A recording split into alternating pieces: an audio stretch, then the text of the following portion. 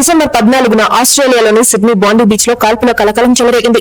అయితే ఈ కాల్పులకు కారణమైన షూటర్ ఒకటి హైదరాబాద్ గా తెలంగాణ పోలీసులు గుర్తించారు. ఆస్ట్రేలియాలో మారణ హోమం సృష్టించిన ఉగ్రవాది సాజిద్ అక్రమ్ హైదరాబాదీగా తేలింది.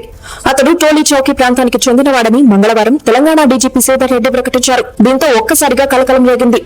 27 ఏళ్ల కిందట 1998లో విద్యార్థి వీసాపై సాజిద్ ఆస్ట్రేలియా వెళ్లాడు. అక్కడే స్థిరపడి స్థానికంగా ఉంటున్న ఐరోపా దేశానికి చెందిన ఓ మహిళను పెళ్లాడాడు. అయితే సాజిద్ ఆస్ట్రేలియా పౌరసత్వం తీసుకోకుండా ఇప్పటిదాకా భారతీయ పాస్పోర్ట్ తోనే కొనసాగుతున్నట్లు వెల్లడైంది. అతడు నవంబర్లో కుమారుడు నవీద్ అక్రమ్ తో కలిసి ఫిలిప్పీన్స్ కు వెళ్లాడు. నెలంతా అక్కడే ఉండి ఐసీఎస్ శిక్షణ తీసుకున్నట్లు తెలుస్తోంది. వెనెరా గ్రోసో అనే మహిళను సాజిద్ వివాహం చేసుకోవడంతో 2001లో అతడికి భాగస్వామి వీసా లభించింది. ప్రస్తుతం అతడికి రెసిడెంట్ రిటర్న్ వీసా ఉన్నట్లు గుర్తించారు. 27 ఏళ్లుగా ఆస్ట్రేలియాలో ఉంటున్న సాజిద్ ఆర్ఆర్వీపై ఎందుకు ఉన్నాడన్న దానిపై అక్కడి పోలీసులు దర్యాప్తు చేస్తున్నారు. సాజిద్ కు ఒక అన్న ఉన్నాడని, ఆయన హైదరాబాద్ లోని ఒక వైద్య కళాశాలలో వైద్యుడిగా పనిచేస్తున్నాడని పోలీసుల విచారణలో తేలింది. టోలీ చౌకీలోని సాజిద్ తల్లిదండ్రుల ఇంటికి పోలీసులు వెళ్లగా తాళం వేసి ఉంది. ఇక్కడున్నప్పుడు సాజిద్ ఎవరితోనూ పెద్దగా కలివిడిగా ఉండేవాడు కాదని, తండ్రి చనిపోయిన తర్వాత రాకపోవడంతో కుటుంబంలోని ఇతర సభ్యులతో పెద్దగా సంబంధాలు ఉండేవి కావని చుట్టుపక్కల వారు చెప్పినట్లు తెలుస్తోంది. తన భార్య, కుమారుడు, కుమార్తెను ఒక్కసారి కూడా హైదరాబాద్ తీసుకుని రాలేదని పోలీసుల విచారణలో వెల్లడైంది. సాజిద్ తండ్రి యుఏఈ సైన్యంలో పనిచేసి పదవీ విరమణ చేసిన తర్వాత హైదరాబాద్ తిరిగి వచ్చి 2017లో మరణించారు.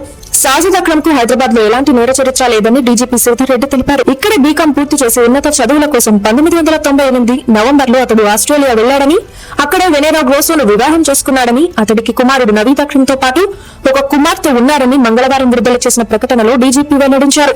ఆస్ట్రేలియా వెళ్లిన తర్వాత నుంచి ఇప్పటి వరకు సాజిద్ కేవలం 6 సార్లే అది ఆస్తి విషయాలు వృద్ధ తల్లిదండ్రులను చూసేందుకు ఇక్కడికి వచ్చాడు. తండ్రి మరణించినప్పుడు రాలేదు. వారిద్దరూ ఉగ్రవాదం వైపు మళ్లినట్లు తమకు ఎలాంటి సమాచారం లేదని కుటుంబ సభ్యులు చెబుతున్నారు అని ఆయన వివరించారు. సాజిద్ పై విచారణలో కేంద్ర దర్యాప్తు సంస్థలకు సహకరిస్తున్నామని తెలిపారు. సిడ్నీలోని బాండీ బీచ్ లో ఆదివారం యూదులపై జరిగిన కాల్పులు Islamic state of Iraq and Syria ప్రేరేపిత ఉగ్రవాద దాడినని ఆస్ట్రేలియా పోలీసులు ప్రకటించారు. 15 మంది మరణించిన ఈ దాడికి తండ్రి కుమారులు సాజిద్ అక్రమ్, నవీద్ అక్రమ్ పాల్పడిన సంగతి తెలిసిందే.